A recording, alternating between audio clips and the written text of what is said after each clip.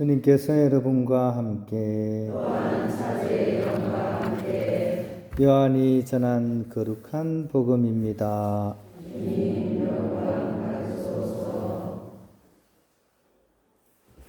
그때 예수님께서 군중에게 말씀하셨다. 나를 보내신 아버지께서 이끌어주지 않으시면 아무도 나에게 올 수 없다. 그리고 나에게 오는 사람은 내가 마지막 날에 다시 살릴 것이다.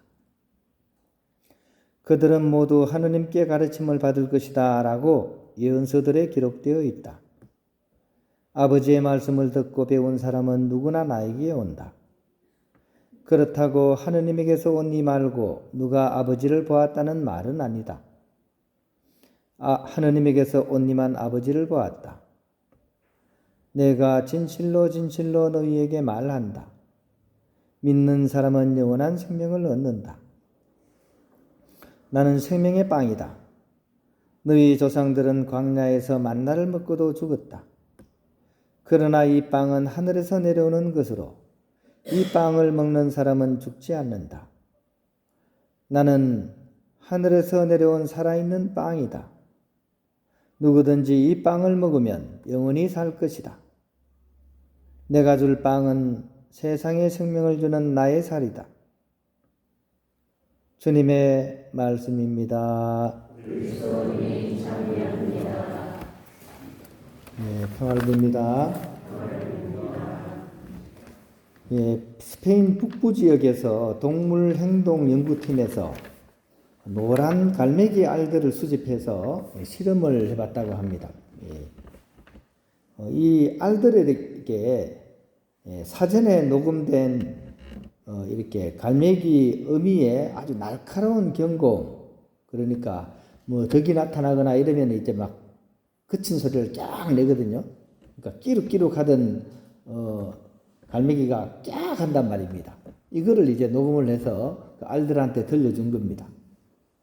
얼마 지난 후에 이제 알이 이제 부화가 됐는데, 이제 새끼 갈매기들이 이제 알에서 이제 깨고 나왔는데, 아주 머리가 작고 굉장히 신경질적인 그런 갈매기가 났다고 합니다.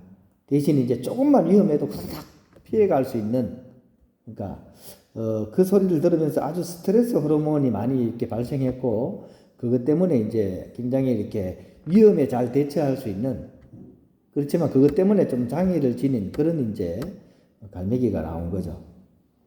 근데 더 놀라운 사실은 그 소리를 듣지 않고도 부화된 알에서도 똑같은 그런 모양의 새끼 갈매기가 부화가 됐다는 거죠. 그죠? 여기만 들려줬는데 여기 있는 그 다른 알들에게도 비슷한 현상이 벌어진 거예요. 이게 도대체 왜 이럴까? 이래가지고 이제 더 연구를 하게 됐는데, 그렇게 하다 보니까 이렇게 이 소리를 듣고 자라는 그 알 속의 새끼 새가 다른 알에게도 멀리 옆에 있는 거죠. 그 위험한 사실을 알렸다는 거예요. 어떻게 알렸냐? 그 알 안에서 몸을 부르르 떠는 걸 통해 가지고 옆에 알들에게 그런 신호를 주고, 그걸 통해서 이 내용이 전달이 됐다는 겁니다. 하나의 가족, 하나의 공동체가 되면 서로를 염려하고 걱정하면서 자신이 할 수 있는 그런 도움을 주게 된다는 거죠. 이게 공동체의 힘입니다. 그러므로 가족이라는 것은 어떻게 보면 자연이 만든 하나의 걸작입니다. 그죠?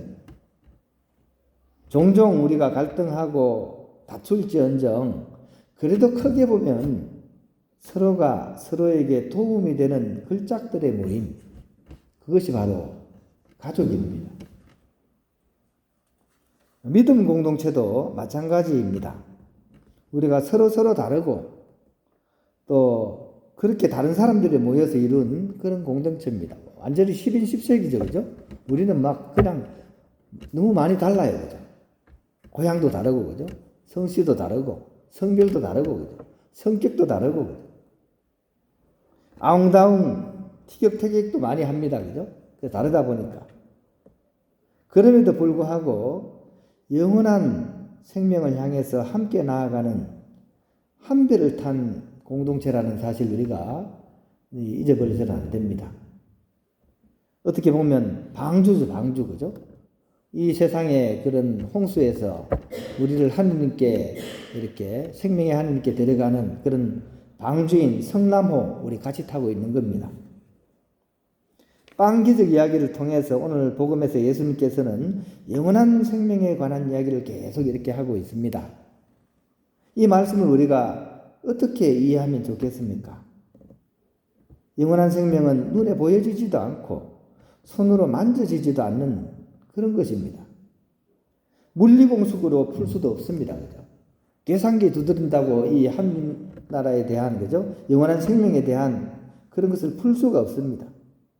그래서 오늘 이 말씀을 듣고 사실 이해할 수 없어가지고 떠난 사람이 많다고 복음은 얘기를 합니다.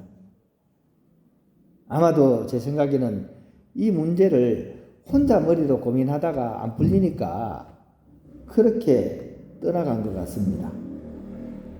그러나 이 얘기를 듣고 떠나지 않은 사람들이 있었죠. 그 사람들이 남아서 결국은 주님의 공동체가 되는 겁니다. 끝까지 남아서 그래도 그 당시에는 이해가 안 됐지만 그래도 그 말씀에 충실했던 그들, 또 서로를 통해서 이 말씀을 비춰보고 이 말씀의 의미를 알려고 노력했던 사람들, 그 사람들이 바로 사도들입니다. 사도들은 결국 이 말씀을 그 당시에는 이해를 못했지만 차츰차츰 이해할 수 있었고, 그래서 그 말씀의 증거자가 될 수 있었던 것입니다. 그래서 사도라는 이름이 끝까지 붙은 겁니다. 그런 점에 있어서 우리 신앙 공동체는 하느님 나라를 향해서 가는 그런 여정으로 볼 때 너무나 우리에게 있어서는 소중한 곳입니다. 이거야말로 하느님의 걸작입니다.